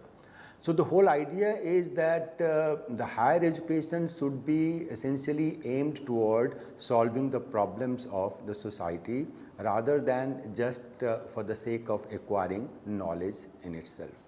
So with this objective in mind, the NEP puts a very high priority to multidisciplinary higher education. Now the point here is, as a teacher you will know that okay, that's fine, I do agree, I accept the arguments in favor of making our higher education multidisciplinary. Then next question will be, what will be the implication of making our higher education multidisciplinary? Now there are implications on various fronts. First is the institutional implication. As I mentioned, that institutional implications is that universities and colleges have to become multidisciplinary rather than unitary. What is the implication for a teacher? For a teacher, the implication is that you have to sit down in the committee in a group of teachers comprising faculty from all disciplines, and then look at the curriculum of our undergraduate programs, how it can be made more multidisciplinary in the sense that how our students will have many options to pick up courses from any discipline he or she likes. Of course, the overall structure, it's not free for all. Overall structure will be there, which we expect any time very soon from UGC. But within that overall structure, the student will have freedom, and institutions should be in a position to provide that opportunity to students so that they can pick up courses of their choice. So that is the implication for a teacher. And third implication is for the policymakers and funding agencies, that how to streamline the funding for research so that colleges are also encouraged to take up projects and do meaningful research in their respective area as well as in the areas of interdisciplinary and multidisciplinary disciplines. And another important aspect of NEP 2020 is that they are saying that if someone is getting into undergraduate program for 4 years, then and for some reason, or good or bad, for some reason he or she wants to quit after completing, let's say, 1 year or 2 years. So will it not be prudent to give them certification for the effort they have made during those 1 year, that is 2 semesters or 2 years? So that basic genesis has given rise to the idea of multiple entry and multiple exit in the new 4-year undergraduate program proposed in the NEP. So at the end of the lecture, I will touch upon this aspect also, what are its implications for a teacher, for institution and for students. Now, what are the different, once you think of an undergraduate program, so what are the components which NEP proposes should be a part of undergraduate program? I will again focus on the undergraduate program. So these are the major components of any undergraduate curriculum which NEP thinks that universities should think and work out a structure for their undergraduate program. First is nature and type of courses. You can see that first is the traditional discipline-specific courses. Now, discipline-specific courses have been further categorized. I will come to that later. Another is the vocational and skill courses. On the right-hand column, you will see that whatever may be the credit, creditization is another aspect of NEP, which was earlier available only with professional universities. IGNOU is an exception. IGNOU as an university started this credit system way back since its inception. So I will come to that also later. But whatever the total credit is for the entire undergraduate program, 50% of roughly, these are all rough estimates, but these numbers will give you an idea that what it takes to make your undergraduate program multidisciplinary and holistic. 50% weightage goes to our traditional discipline-specific courses. 16 credit worth of vocational and skill courses is a compulsory requirement for any undergraduate program. Third category and component of this new multidisciplinary holistic undergraduate program is life skill courses, environmental studies, value-based courses and global citizenship education. So this is a new component which was earlier missing from the structure of most of the undergraduate programs in our country across the universities. Fourth component is field projects, internship and apprenticeship that is aimed towards two objectives. One is that they want that undergraduates should get an experience and live in feel of the workplace that will come through internship and apprenticeship as well as with the society.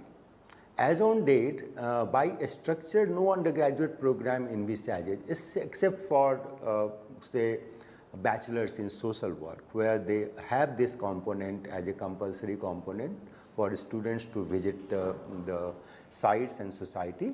But now the NEP requests the higher education institution to make it a compulsory component so that our undergraduates are exposed to the field of work where they will enter in the future, as well as they have some feel for the society, particularly with massive urbanization across the country. Our large segment of student population at undergraduate level have no exposure to the actual hinterland of our country. So that can be incorporated, that must be incorporated by way of field project, irrespective of the fact that the student is pursuing science, arts or commerce or social work. It's not necessary that field work for a science student has to be related to that. That leeway will be given. The intent of this component I have explained just now. And fourth is, of course, if you are planning to have a 4-year undergraduate program, this 4-year undergraduate program incidentally has an exit after 3 years. That I will discuss at the level when I discuss multiple entry and exit. So in the nutshell, these are the 5 major components of holistic and multidisciplinary interdisciplinary undergraduate program as it has been envisaged in the NEP 2020. As a follow-up to NEP 2020 policy document, there had been certain draft documents from UGC. So this listing I have culled out from those draft documents. The final document is still awaited. I hope it should come very soon. But these major components are the NEP vision, which has been translated into a kind of a document for discussion among teachers and higher education policy makers. So the next is what is the typical structure? And now this slide is important because what they say that don't ask students to decide on what disciplines they want to study on the very first day of their admission, right? What they say that let first 3 semesters be an open house kind of a thing. Let students study courses from different disciplines and different areas, and let them have exposure to certain compulsory courses in humanities and social sciences and sciences, some basic courses on mathematical and computational thinking analysis, creative expressions, vocational education. Now once they are done with this, and at the end of 3 semesters, that is 1.5 years, then ask them that what are the disciplines you feel more comfortable about, and you would like to major in a discipline. So see, here the flexibility and the choice to the student is huge. Once he or she has spent 3 years, 1.5 years, sorry, with the institution, then only he or she has to make up his or her mind that what disciplines now they will like to study in detail, meaning thereby they will like to have more credits in that discipline. And that comes at the stage of 4th, 5th and 6th semester. After 6th semester, they can exit with a graduate degree, and if they have certain achievements in terms of performance, then they will be allowed to pursue 4th year, which will be quite research oriented, and they can go for 4-year undergraduate program with research as well as honors. So honors and research degrees will not be open to one and all, depending upon your performance in the past 6 semesters. You will be either allowed or given an honorable exit with an undergraduate degree in your hand with minor and major disciplines. Now, these are little complex nomenclature they have adopted. It's just a matter of getting into those documents. I will refer to one document which is very good document, that is NEP 2020. It has come from UGC. You can refer to that document. It's available on UGC site. Another equally important document in the light of restructuring the curricula of 4-year undergraduate program in the light of NEP 2020 is National Higher Education Qualification Framework. This is another document from UGC. So these 2 documents are quite important, and they give you some feel about the thinking which is going on to translate the vision of NEP 2020 into a real concrete structure of 4-year undergraduate program. UGC is working on it. These are draft documents. I think you must, and the final will not be diametrically different from what is there in the draft. So you can refer to these documents. This will give you some idea. They have categorized the discipline-specific courses into 4 categories: discipline major core, discipline major elective, and then the interdisciplinary major core, interdisciplinary major elective, and discipline minor courses. So for a discipline, suppose you are a teacher of history or physics, then your concern here is that you will have to think in terms of having some major courses as per the credit requirement, and some minor courses from your discipline. And that will be for someone who is planning to study from 4th semester to 6th semesters and onwards your discipline. So that minimum number of credits, the courses are to be designed for getting into the 4-year undergraduate program structure. Now, IGNOU as an institution had these ideas way back, and our bachelor's degree program, and since IGNOU is a national open university and large number of state open universities have come after IGNOU came into being and it started its bachelor's degree program, the very name you will see that IGNOU did not start with BA, BCom, BSc. IGNOU started with bachelor's degree program. So the name itself indicates that we were conscious of the fact that students should be given more liberty, and apart from giving them basket of courses from various disciplines, two other important components of our bachelor's degree program was some foundation courses. Foundation courses essentially meant that compulsory courses, and in that category languages, foundation course in humanities and social sciences and science and technology. These were mandatory of all the three streams, whether they are going to pursue BA or BCom or BSc. So that notion of having some, as it is envisaged in first 3 semesters in the previous slide I was discussing, IGNOU had this in the form of foundation courses. And third, regarding employability and skill training, we had this application-oriented courses, which was also compulsory. One has to take at least certain credits, whether he or she is pursuing BA, BCom or BSc, from a basket of application-oriented courses. And these application-oriented courses were coming from different schools. See, the IGNOU was in a advantageous position because as on date we have around 21 schools of studies in the same campus, but even when we started we had around 11-12 schools of studies on the campus. So these basket of courses in application-oriented courses as well as development of foundation courses, it was not the outcome of a single school. Foundation courses were developed with the interaction and coming together of teachers from different schools.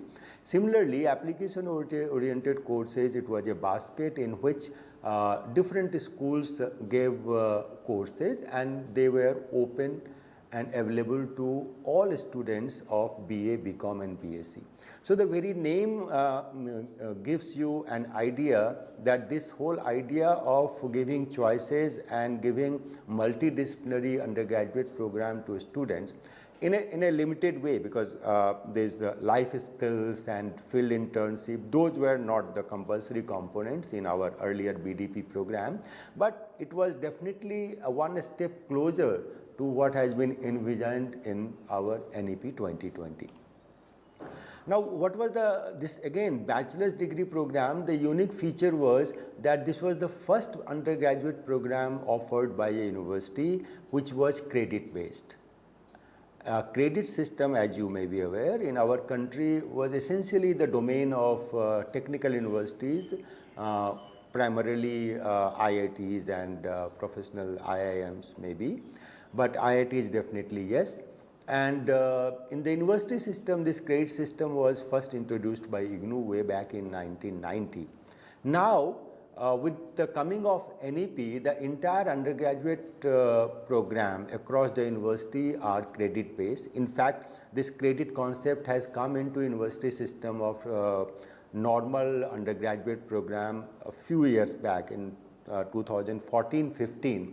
When this choice-based credit system came into being, and undergraduate programs were designed accordingly. But in case of IGNOU, it was from day one our undergraduate program, and for that matter all our programs were credit-based. And in terms of giving choices to students, it was compulsory that a student has to study minimum 2 disciplines, and there was no bar as such, but they can study up to 4 disciplines. In terms of making our undergraduate holistic, we incorporated foundation courses, as I mentioned in the previous slide. For employability, it was addressed by making AOC compulsory for all students to take.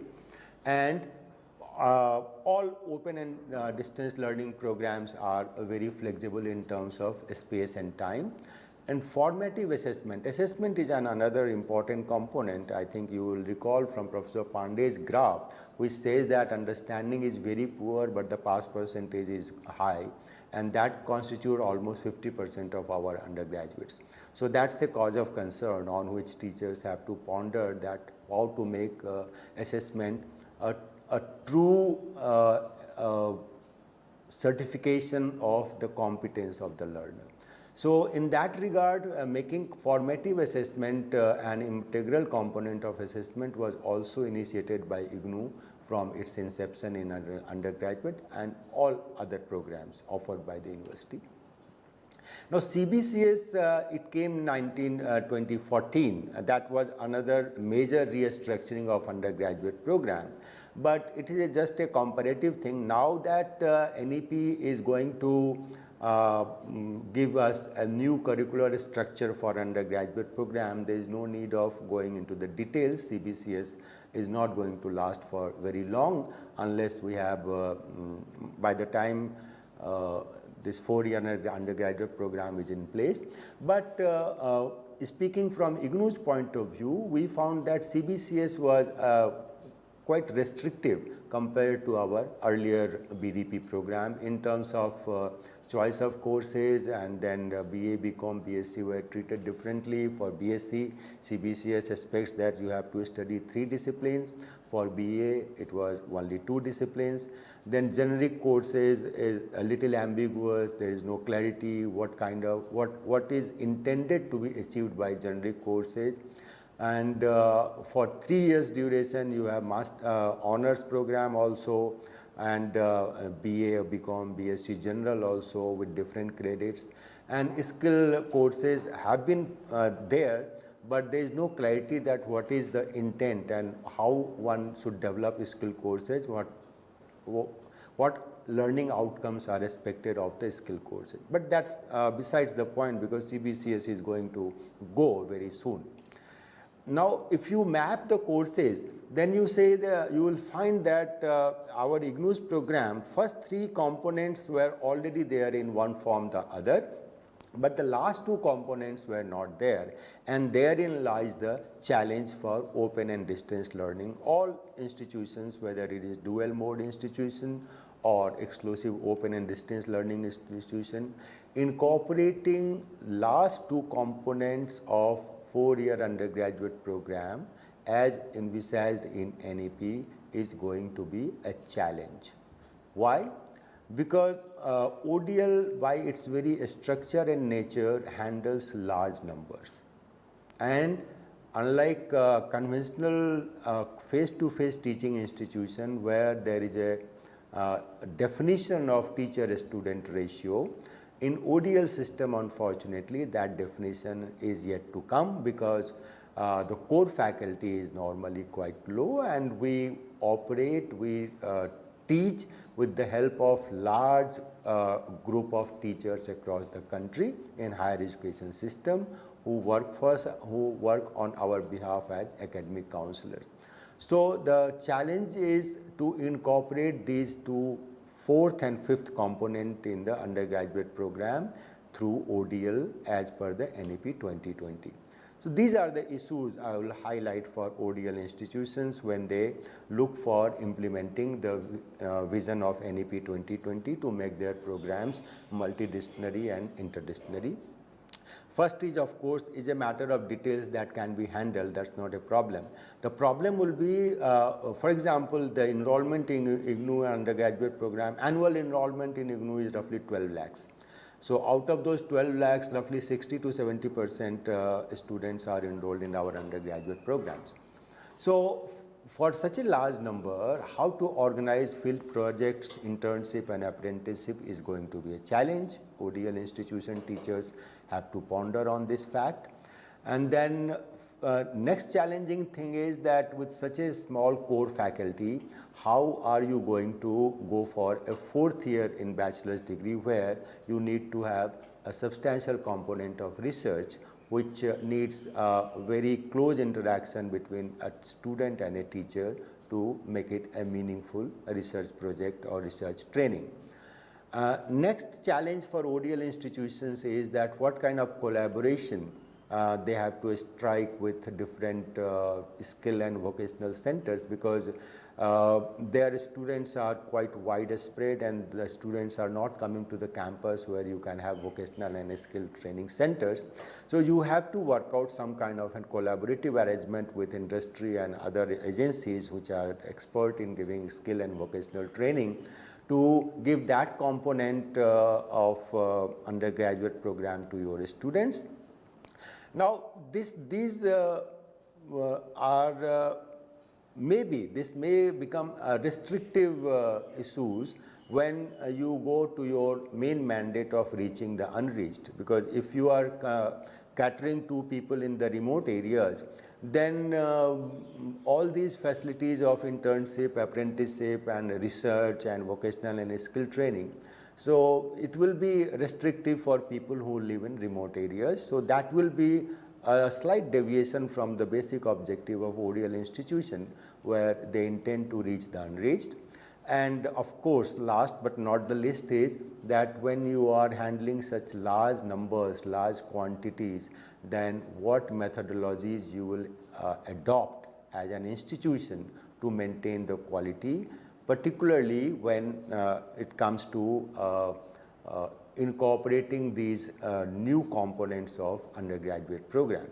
So these are the issues I think which ODL institutions and policymakers in ODL institutions have to think of seriously, so that their undergraduate program is no way inferior and it is at par with the best of the higher education institution in conventional face-to-face mode. So now coming to the next issue, which is multiple entry and exit. In that context, I will again refer to a document from UGC. It's available on UGC website. You can refer to it. It is called National Higher Education Qualification Framework. Of late, there had been a concern at the policy level that we have to benchmark our different higher education programs, whether it is in the area of vocational training or in the area of skill training. And the culmination of all this has come into the form of a document, which is, of course, in UGC website you will find that it is a draft document, but it's a good document and the final document would not be very much different. So you can refer to this. Now NEP says, I mentioned in passing, that the time a student puts in with you as undergraduate, whether it is 1 year, which is 2 semesters, or 2 years, which is 4 semesters, so should not, and for one reason or the other he or she wants to discontinue and leave, then it is necessary that it is desirable that we give them some certification. So this is about exiting system. The NEP has says that after 1 year of study in chosen discipline, you give the person a certificate, and the courses he or she has completed in the first 2 semesters, that is 1 year, has to be at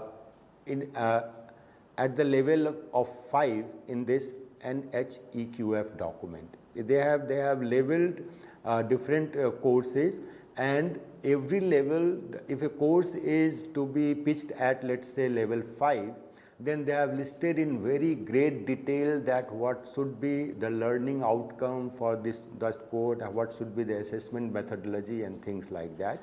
So after 1 year, that level 5 courses, if they have completed, including certain component of vocational and professional areas, then only you can give them a certificate after 1 year.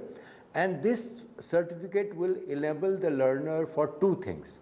One is that he or she can come back to you after a lapse of, let's say, 1 or 2 years, then he or she will straightway join second year.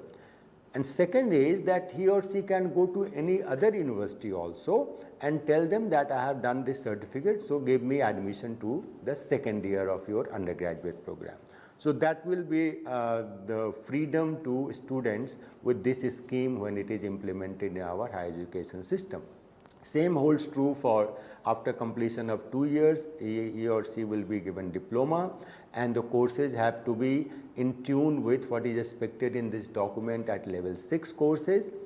And after completion of 3 years, the student will get a bachelor's degree, and the levels have to be commensurate with the level 7 courses of this document, National Higher Education Qualification Framework. And 4 years bachelor's will have 2 streams, and they both are to have level 8 courses. One can go towards course based honors degree, and another can go towards research based 4-year degree. So all these both the streams in the 4th year, one will lead to honors degree, another will lead to a bachelor's degree with research. And all the courses in the 4th year has to be at the level 8 of this document I am referring to. So now this multiple entry exit essentially recognizes the fact that effort a student has made must be awarded, that is one. Second is that if he or she comes back to the higher education institution, then his or her prior learning and certification is given due recognition, so that he or she can complete his undergraduate program in the least possible time. So that is another aspect, and for this to happen, we need to have a some kind of a framework for a structure of 4-year undergraduate program, which is adopted by all higher education institutions, universities and colleges. Then only this mobility will work. So in that context, it is necessary, and I am very sure that the regulator must be thinking on those lines. They are working on it. Some kind of a broad framework for a 4-year undergraduate program is likely to come very soon, and accordingly that will give a lot of freedom within, and accordingly universities can design their 4-year undergraduate program.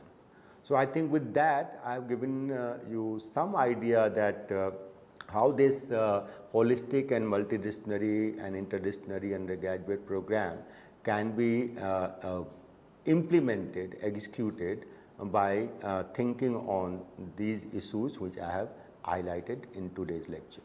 Thank you.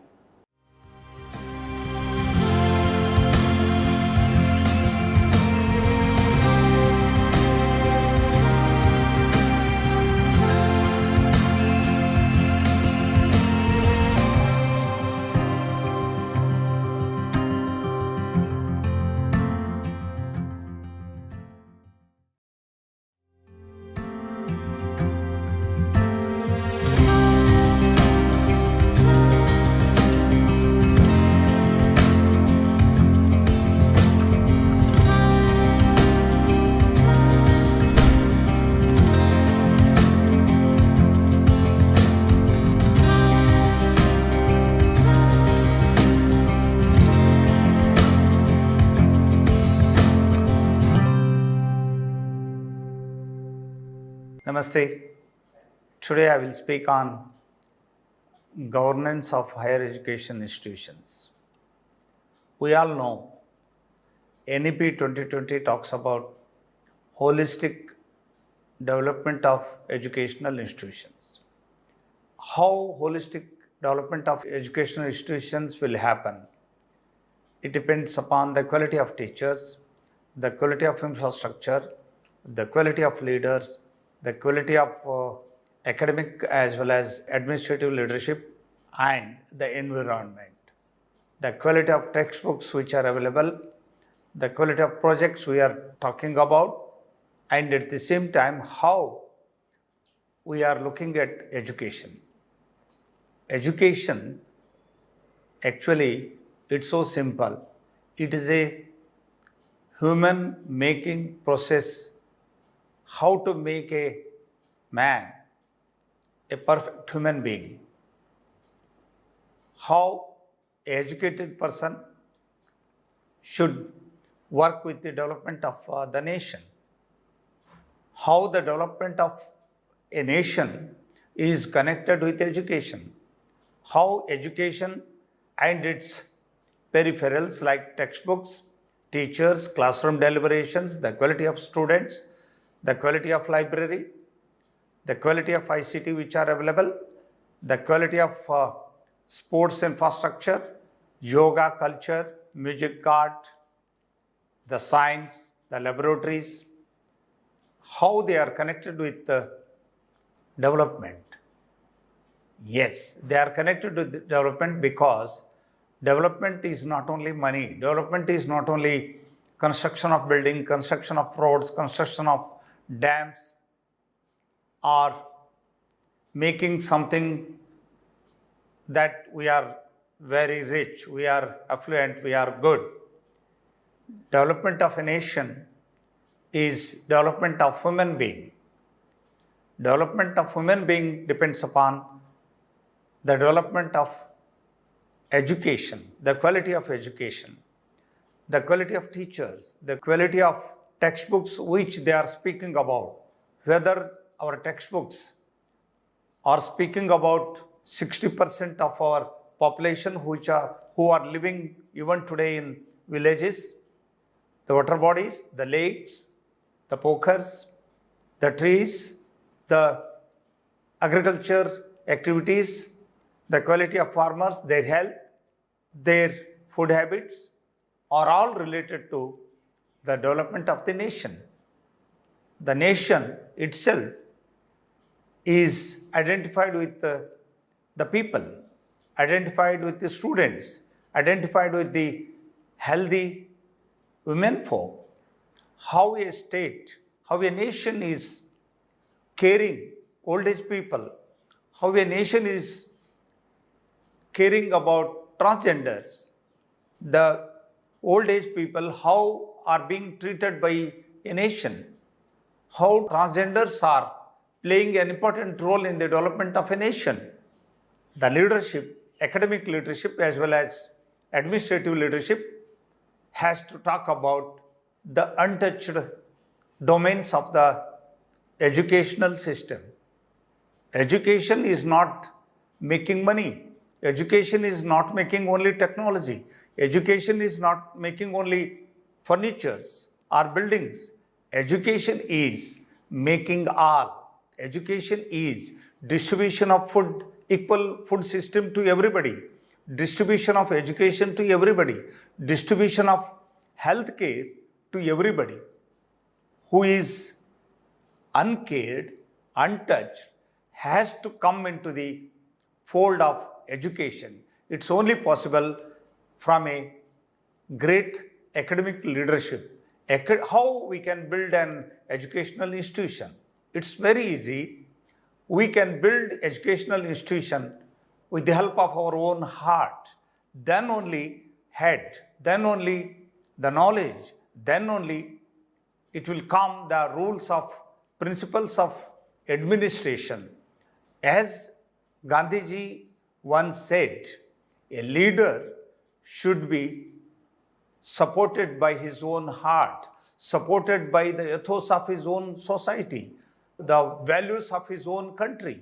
How the Indian values, Indian ethos are always kindful towards the have-nots. How it is possible? It is only possible these things should be laudable in our textbooks. Our textbook should be in our mother tongue. I am in the firm opinion of that. Pre-primary education to university education should be in our own mother tongue, should be in our own national language. And then only we will make wonders in education as well as in research, because the technology, the science doesn't have any language. That we linguist people, we language folk, language people will make science, will make mathematics, will make chemistry, will make physics in our own language. Then we can make it translated into other world class languages, because the original thinking, the original thought process will be in our mother tongue only. So, we need to focus on mother tongue education. We need to focus on mother tongue classroom debate. We need to focus on mother tongue research in our own mother tongue. The world-class research institutions, they are making research in their own mother tongue, for example, China. So then we should come from our own silos. We should come up from our silos that we should make, because English, yes, we need English, but English is not everything. English is not mathematics. English is not science. English is not music. English is not yoga. Yoga is yoga. To learn yoga, we need not to know any language. We should be able to know the yoga. To prepare a food, Indian culinary art is not English or is not any language. It is an art. It is a skill. It is carpentry. It is yoga. It is music. It is tabla. We need to learn that skill. The training of our own students, the training of our colleagues has to take very seriously about mother tongue education, mother tongue training, mother tongue research, and mother tongue conversations in classroom and debates in public debates also. Because through mother tongue, we can make wonders. Our students of our nation, we're all struggling to learn English. We are struggling with a foreign language. We are struggling with a language where its roots are not enrooted in our culture. Then our culture is enrooted in our mother tongue. So we should understand, thanks to NEP-2020, thanks to our Honorable Prime Minister, they are talking about mother tongue education. Our Indian scientists, now they are focusing on research in mother tongue education. So mother tongue education, classroom debates, and a leader who is talking about education development, nation development, institutional development, that conversation must be in mother tongue only. Then only our stakeholders will come to know the cent% zeal. They will come to know the essence of our conversation. The essence, what I would like to convey a message to my colleagues, it's only possible in mother tongue. It's only possible in our own language. A leader should understand the legacy of our Indian languages. A academic leader should know the legacy of our heritage of our Indianism, Bharatiyata. How Bharat is great, how Bharat was rich, how Bharat is scientific, how Bharat is hardworking, how the women folk is hardworking. The revolutions, the white revolutions, the white flood revolutions, the green revolutions, or production revolutions, they are all possible only because of women folk. It is only possible because of the people from the rural background, the people from tribal background, the people from slum background, the people from hard zone areas or hard-working people. How tribal students are very good in sports. Why they are very good in sports? It need not to be researched because it's open. Because they have been trained by the mother nature to be hard. They have been trained by the habitat, by their own jungle, that they have to be strong to live. Now education, now the nation should utilize the DNA of tribes to make a sports university in the country, dedicated sports university in the country, so that we should be able to give a message to the world. One can make their future even in sports, even in wrestling, even in running, even in high jump, even in long jump, even in tabla, even in harmonium, even in yoga, even in Indian culinary art, even in singing, one can make wonders. Yes, we need to know technology. we need to know medicine, we need to know nanotechnology.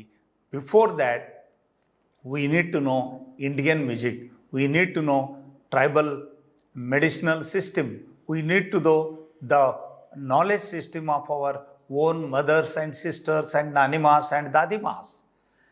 Educational institutions and their leaders have to understand Bharat, have to understand our nation through its roots, how rainwater system has been a technology in our own country. A person who is a farmer, who is a very small land holdings, but he knows rainwater harvestment and how they know how to preserve the forest, preserve the food, preserve the wealth, preserve the natural resources. These things should come into educational system, should enter into textbook, should be part of our classroom deliberations to make our education, to make our classroom deliberations vital, make very vibrant. It's only possible if we teachers should be are ready to learn more skills, more education, more subjects and more dimensions of education, because language is most important. Indian languages are most important languages, but at the same time we should be able to make a bridge between Indian languages. How translation plays an important role to make a bridge between these languages.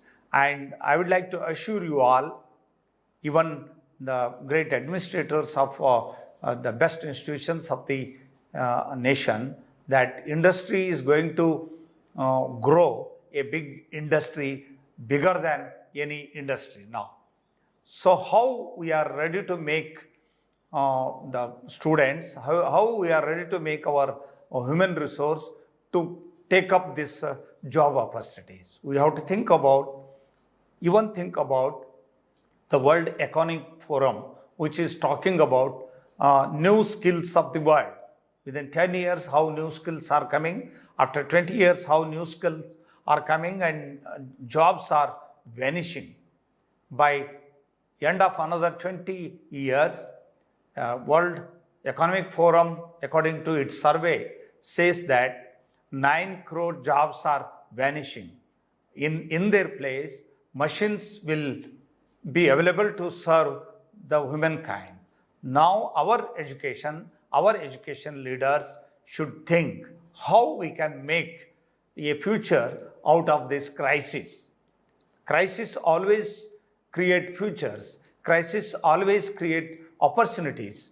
We educators, we leaders have to be ready to train ourselves. At the same time, we have to be ready to train our own teachers, to train our teachers in modern technology, to train our teachers in modern skills, to train our teachers in new domains where opportunities are endless. Opportunities are seamless.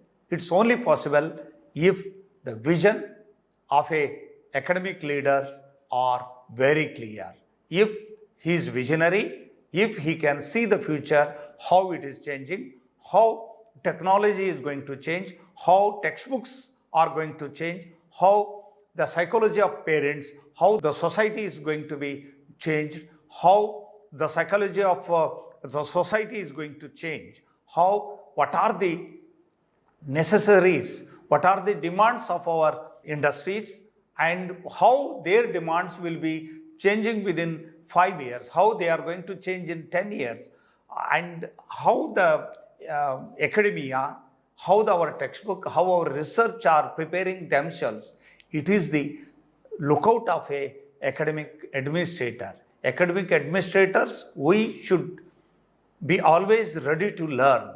We should be ready to learn the success stories of our neighborhood, the success stories of our habitat.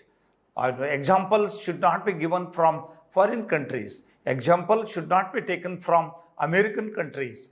we should be able to produce success stories out of our neighborhood, out of our villages, how a villager has made wonders by growing tomato, by growing mangoes, Alfonso, how lime grower made pickle industry.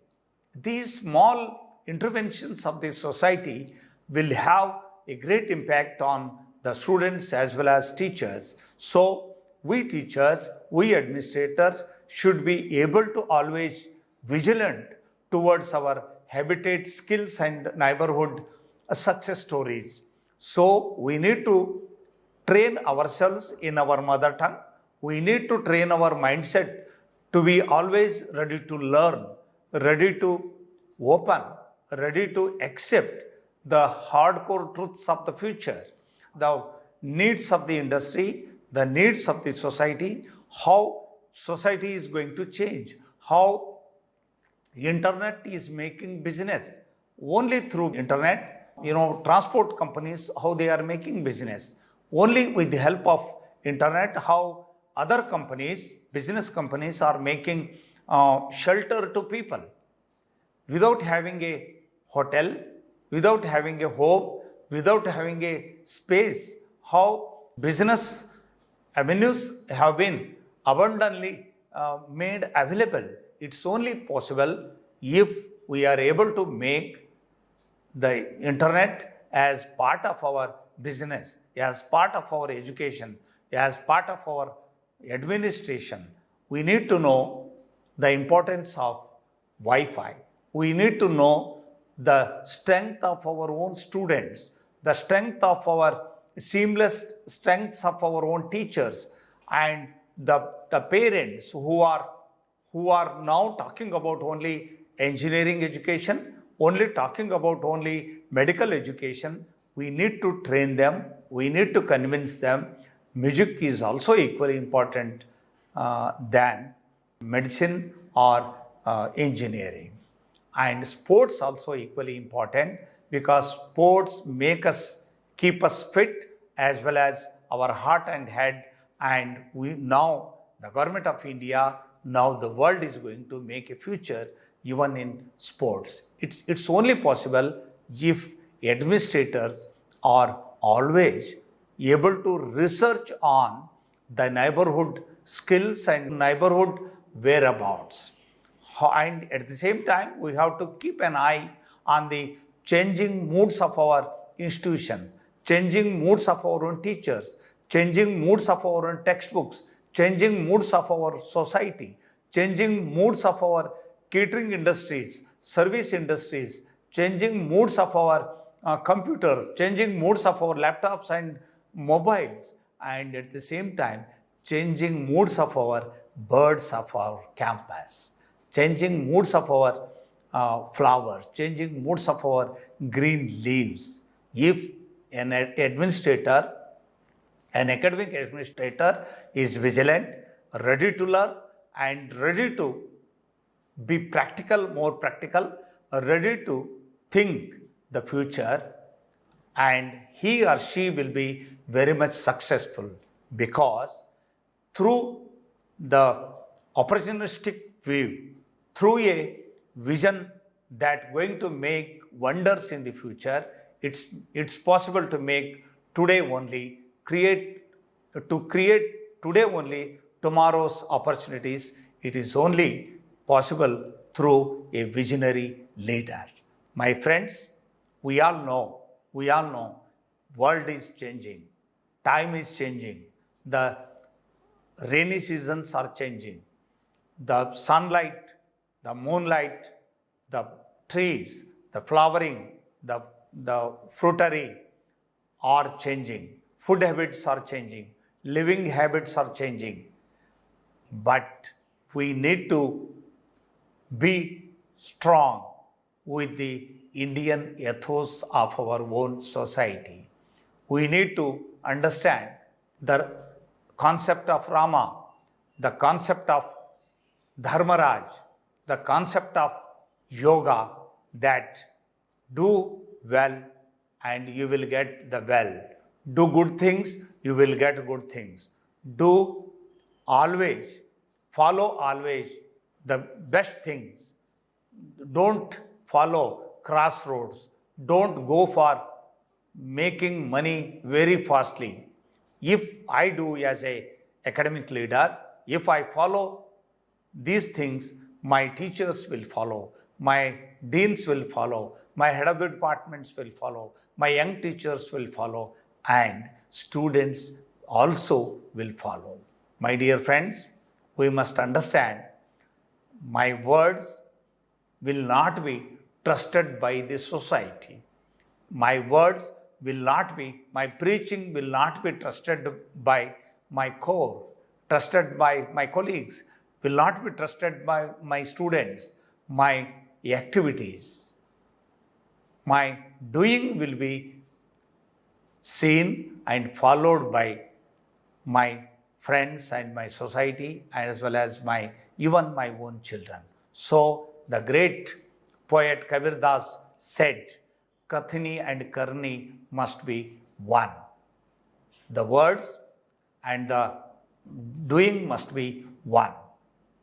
My friends, let us believe the philosophy of India. Let us believe the great sayings by the great saint Vivekananda that education is to make the poorer happy. Education is to give food, shelter to the people who doesn't have. It's only possible if we are able to give a quality education to our young generation, then they will be able to give the best education to their futuristic students and to their children.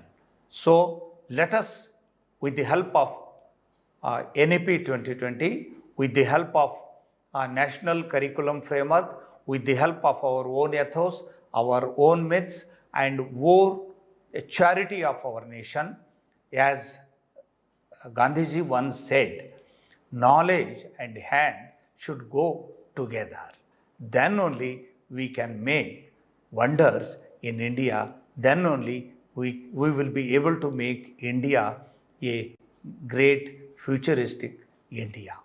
My friends, education should be able to make the student to do something. He or she who got educated in our institution should be ready to make with their hands one or the other thing. Because preaching is not only education, preaching is a small part of education. Doing is also a big domain of education. So, Kathini and Karni should go together. At the same time, knowledge and hands should work together. This is the essence of our education. Thank you very much. Jai Hind, Jai Bharat.